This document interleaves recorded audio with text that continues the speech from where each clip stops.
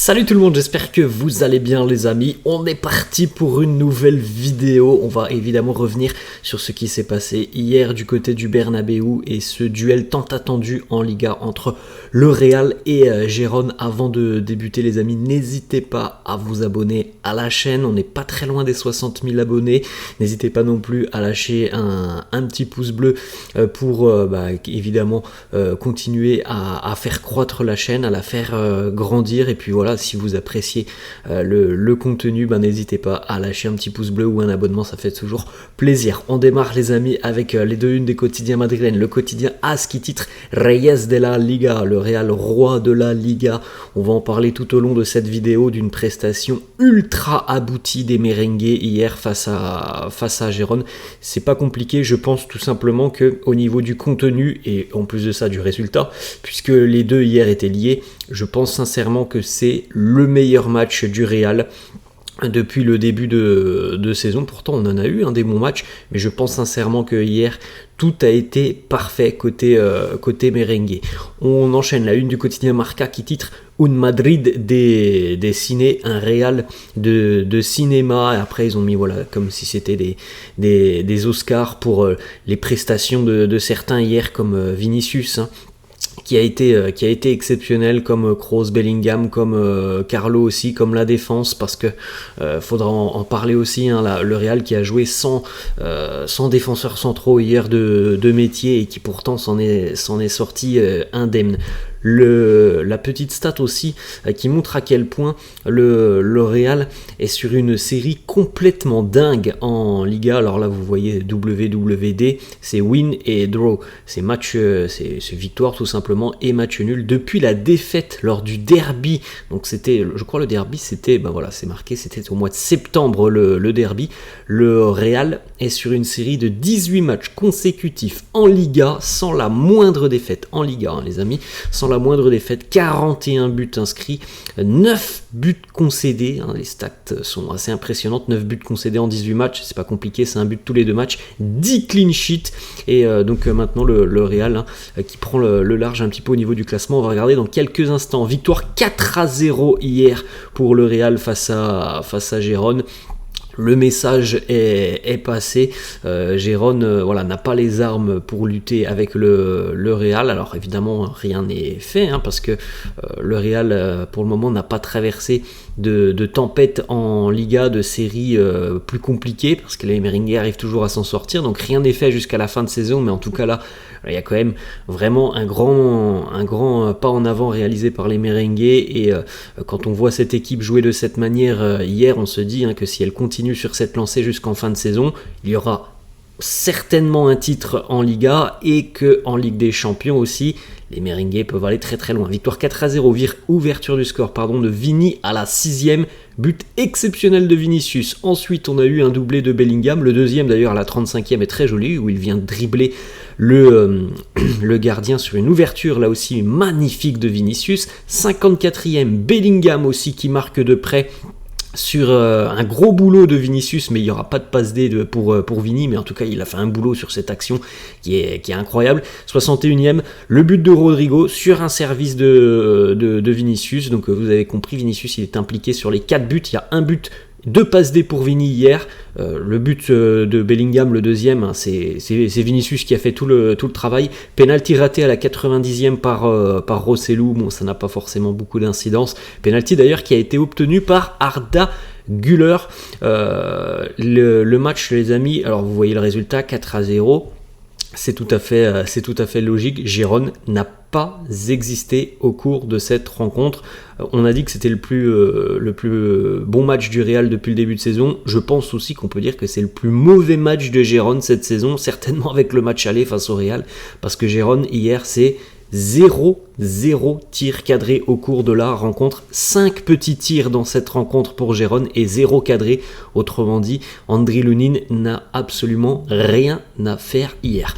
On récapitule un petit peu donc les buts hier magnifiques. Donc comme on vient de le dire, le premier de Vini, c'est un golasso exceptionnel, un but de loin, il est magnifique le but de Vini. Le deuxième, la passe D de Vinicius pour Bellingham, elle est somptueuse, et la finition de Bellingham qui vient dribbler marqué. Gazzaniga, c'est aussi magnifique. Le 3e but de Bellingham, bon, il a juste à pousser le ballon au fond des filets, mais avant, il y a un travail exceptionnel de Vinicius. Et puis le 4e, c'est Rodrigo qui traverse tout simplement la moitié de terrain de Gérone tout seul, qui vient marquer là aussi un très joli but sur une petite passe D de Vinicius.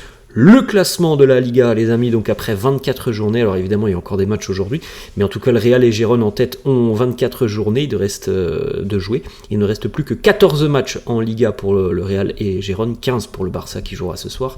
Le Real prend donc 5 points d'avance, 61 points pour les Merengues, 56 pour Gérone, le Barça est à 50, le Barça affronte Grenade ce soir, donc on peut penser que face à Grenade, ça va passer pour les Catalans qui devraient revenir donc à 8 points du Real et à 3 points de Gérone.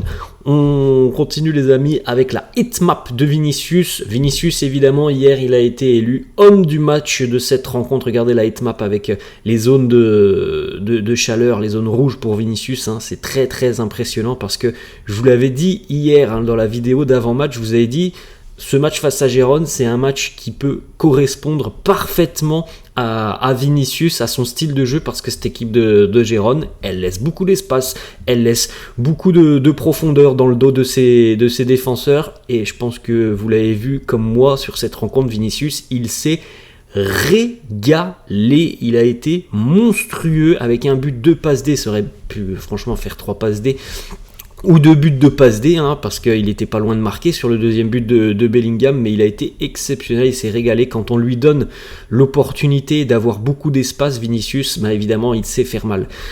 Et ça, c'est une grossière erreur de la part de Gérone, d'avoir peut-être sous-estimé un petit peu l'importance que pouvait avoir Vinicius quand on laisse trop d'espace.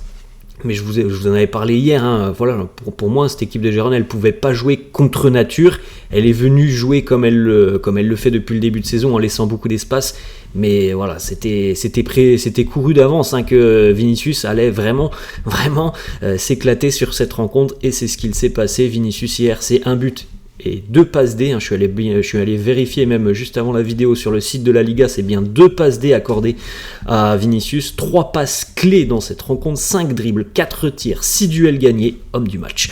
On enchaîne avec la série à l'heure actuelle de Vini. Depuis 6 matchs, toutes compétitions confondues, c'est un triplé face au Barça. Il n'avait pas marqué face à l'Atlético, il avait marqué face à Almeria, face à Las Palmas, délivré une passe D face à Retafe et un but, et donc 2 passes D hier face à Gérone. On continue avec une petite déclat de Vini qui rétablit aussi un petit peu la vérité par rapport à certaines rumeurs qui tombent depuis quelques jours ou quelques semaines et qui disent que voilà, potentiellement si Mbappé arrive, le Real pourrait se séparer de Vinicius. Je pense que tous ceux qui suivent la chaîne, tous ceux qui suivent le Real savent très bien que ça n'arrivera pas, Vinicius ne quittera pas le Real. Donc Vini nous dit: je suis très heureux d'être au Real, j'espère que le président me donnera l'opportunité de continuer ici pendant encore de nombreuses années. Et je pense que oui, il n'y a pas de doute, Vinicius pourra continuer pendant de nombreuses années vu qu'il fait partie des tout meilleurs au monde. On enchaîne avec une autre déclat de Vini qui nous dit: c'est certainement l'un des meilleurs matchs cette saison quand cette équipe le veut. Elle est vraiment très très difficile à battre. C'est assez impressionnant à quel point le Real a dominé son sujet hier et a pris ce match par le bon bout face à une équipe de Gérone qui n'a absolument eu aucune occasion au cours de cette rencontre, qui a eu toutes les peines du monde, toutes les difficultés du monde à sortir des ballons proprement, tant le pressing était exercé de la bonne manière, tant du côté du Real les relances, les projections vers l'avant étaient rapides. Donc oui, c'est pour moi vraiment un match référence pour les merengues. Et encore une fois, clean sheet, aucun tir concédé, aucun tir cadré concédé par le Real. Donc tout est quasi parfait hier côté merengue. Petite déclat d'après-match de Carlo qui nous parle de Vinicius. Il nous dit: quand Vini joue comme ça, il est pour moi le meilleur joueur au monde. Et oui, quand Vinicius a, comme on le répète, des espaces devant lui, c'est quand même très difficile d'aller trouver un joueur qui est capable de faire mieux que Vinicius quand on lui laisse beaucoup d'espace. Parce que Vini a cette qualité pour aller percuter les adversaires, progresser offensivement, dribbler. Il est capable capable de donner des passes décisives, il est capable aussi de finir avec des buts magnifiques, donc il a quand même tout un panel assez exceptionnel. On enchaîne avec la petite célébration iconique, le duo hier, hein, parce que Vini est homme du match, Bellingham, on rappelle tout de même qu'hier c'est un doublé aussi hein, pour Jude Bellingham. Vini et Bellingham qui ont célébré donc avec la fameuse célébration de Jude devant le public conquis du Bernabéu. Quelques stats aussi sur Bellingham, encore une fois une masterclass de Jude sur cette rencontre. Il est le premier milieu de terrain du Real Madrid au 21e siècle, donc en 24 ans les amis, à marquer 15 buts ou plus en Liga. Ça n'est jamais arrivé au 21e siècle du côté du Real qu'un milieu de terrain marque 15 buts ou plus. Jude l'a réalisé. Autre petite stat, regardez par exemple cette stat assez impressionnante. Jude en est maintenant à 20 buts en 29 matchs, toutes compétitions confondues avec le Real. C'est autant que David Beckham et c'est 155 matchs avec le Real. Là aussi, c'est une stat quand même assez impressionnante.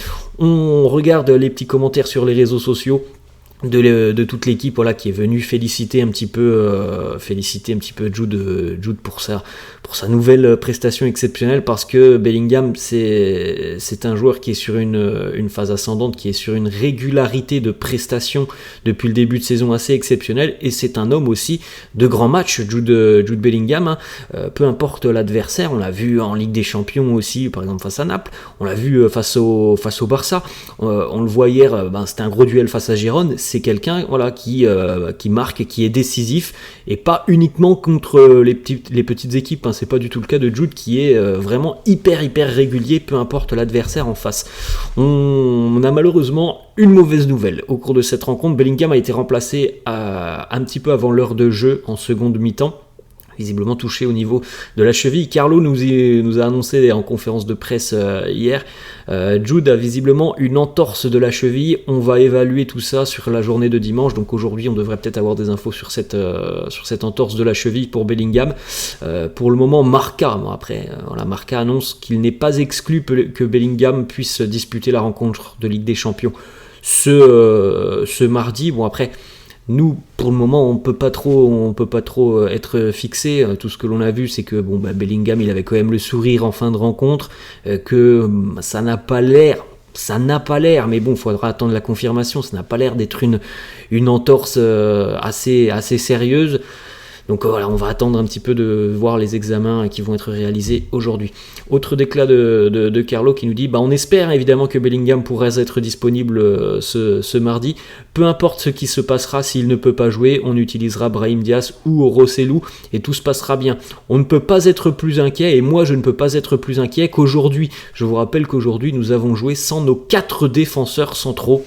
Ça aussi, c'est quand même assez fou, puisque les 4 sont blessés, donc Militao, David Alaba, Nacho et Rudiger. Les 4 défenseurs centraux sont blessés. Voilà, c'est pas plus compliqué que ça. On continue et on revient donc sur les petits commentaires de l'équipe sous le post Instagram de Jude Bellingham. Et bon, si vous regardez bien la photo, vous allez voir quelque chose qui va vous surprendre peut-être un petit peu. Vous allez voir que Jude Bellingham est visiblement très heureux de sa prestation hier. Et regardez Fede Valverde, le commentaire qu'il a laissé sous le post Instagram de Jude en disant « Tu ne peux pas jouer avec 3 jambes ». Donc bon, je pense que vous avez compris pourquoi il dit ça. On enchaîne avec une déclaration de Carlo sur Zinedine Zidane et sur Jude Bellingham. Il nous dit « C'est vrai qu'ils sont assez similaires. Ils ont une qualité assez incroyable. Zidane était excellent techniquement. Bellingham, lui, est incroyable lorsqu'il arrive dans la surface de réparation. Ce qu'il a fait sur le premier but qu'il a inscrit aujourd'hui, il y a très peu de joueurs qui sont capables de le faire. La course et puis la prise de décision devant le gardien. Le dribble est bien exécuté de la part de Bellingham, qui franchement a fait une super prestation hier. On enchaîne avec le but aussi pour Rodrigo. Il était un petit peu, on en avait parlé en début de semaine, il était un peu en difficulté depuis le début d'année 2024, où il marquait un petit peu moins que sur la période novembre-décembre. Rodrigo qui vient donc de marquer tout de même hier son 50e but sous les couleurs du Real. On enchaîne une autre déclat. Cette fois-ci, c'est Rodrigo justement qui nous dit « Je sais que je peux faire mieux et la vérité, c'est que je veux marquer plus de buts. J'aimerais continuer à marquer et à être sur une série de buts comme c'était le cas justement en novembre ou décembre. Donc je dois continuer à travailler très très dur. » On enchaîne avec la petite déclat de Carlo sur la blessure d'Antonio Rüdiger. Il nous dit « Rüdiger, ce n'est pas une nouvelle blessure, c'est tout simplement le coup qu'il a reçu face à Retafe. Il ne jouera pas mardi. » On parle d'une absence d'une quinzaine de jours pour Antonio Rüdiger après donc le coup face à Retafe. Pourtant, comme on l'avait dit hier, il était de retour à l'entraînement vendredi, mais Carlo avait annoncé en conférence de presse que des examens allaient être réalisés sur la journée de samedi et visiblement ça s'est pas très très bien passé puisque la blessure est un petit peu plus sérieuse pour Rüdiger. On enchaîne avec une déclat de Carlo sur l'efficacité de la charnière centrale hier, charnière centrale qui était expérimentale, Carvajal défenseur central axe gauche, Tchouaméni défenseur central axe droit. Carlo qui nous dit Carvajal à gauche, j'ai demandé à Dani Carvajal s'il préférait être à droite ou à gauche, il m'a dit que ça ne le gênait pas d'être soit à gauche ou à droite. Tchouaméni lui se sent beaucoup plus à l'aise du côté droit, c'est pour ça que j'ai mis Dani Carvajal axe gauche et on a eu l'impression qu'il avait déjà joué 400 matchs à ce poste. Franchement hier ils ont été colossales dans les relances, très très propre. Alors faut pas se mentir aussi, le travail de l'équipe a été tellement exceptionnel qu'ils n'ont pas eu grand chose à faire défensivement, mais en tout cas ils ont été hyper solides, hyper costauds. Pour un match comme ça de cette importance, de ne pas avoir sa charnière centrale, c'est quand même quelque chose de problématique et ça n'a absolument pas gêné le Real hier. On continue, autre déclat de Carlo qui nous dit Ferland Mendy et Lucas Vazquez, puisque Mendy du coup était à gauche et Lucas Vazquez à droite, ont beaucoup aidé Tchouaméni et Carvajal. Tous ont été parfaits aujourd'hui. Ensuite, une déclat de Carlo qui résume bien cette rencontre. Il nous dit c'est certainement le match le plus complet à mon sens au niveau de cette saison et je pense qu'on est tous d'accord là-dessus. Offensivement, défensivement, collectivement, tactiquement, tout a été parfait pour les merengues hier. On regarde cette petite photo, ça c'était en fin de match. Yann Couto d'ailleurs qui a été en difficulté, c'est le mot, tout au long de la rencontre. Yann Couto qui a concédé aussi le penalty à la 90e sur Arda Güler d'ailleurs. Regardez, parce que Yann Couto, on sait que le Real le suit attentivement depuis quelques semaines maintenant. Alors, je ne sais pas si ça va changer quelque chose, mais en tout cas hier, il est évident que pour lui c'était un gros test d'affronter le Real au Bernabéu et c'est parfois c'est ce genre de match qui font que une équipe a envie d'aller chercher sur le mercato. Bon, on va pas se mentir, hier il n'a pas passé le test, Yann Couto. Ça veut pas dire que le Real n'ira pas sur lui, ça je n'en sais rien. Mais en tout cas, hier il a été quand même en grande difficulté. Et il y a quand même des joueurs du Real qui sont venus en fin de match le réconforter un petit peu, comme Vinicius, comme Rodrigo, comme Bellingham, comme Fran Garcia. Ils sont nombreux à être venus réconforter par une petite accolade Yann Couto. On regarde justement le petit crochet dans la surface d'Arda Güler sur Couto qui commet la faute. Penalty pour le Real. Regardez les joueurs d'ailleurs du Real qui sont venus féliciter Arda Güler pour avoir obtenu ce penalty, avec Kama qui vient lui faire un petit bisou, Aurélien Tchouaméni qui lui prend la tête, Brahim Diaz aussi, Arda Güler qui visiblement a l'air d'avoir un petit peu mal parce que Kama peut-être lui a mis une petite tape dans la tête. Alors le public du Bernabéu a scandé le nom de Arda Güler, tout le monde voulait voir le jeune Turc convertir ce penalty. Au final c'est Rossellou qui a tiré. Bon, le penalty n'est pas transformé, mais ça n'a aucune incidence sur le résultat. Et puis en fin de match, vous avez vu peut-être cette image, puisque dès que le penalty a été raté, eh bien l'arbitre a sifflé le coup de sifflet final.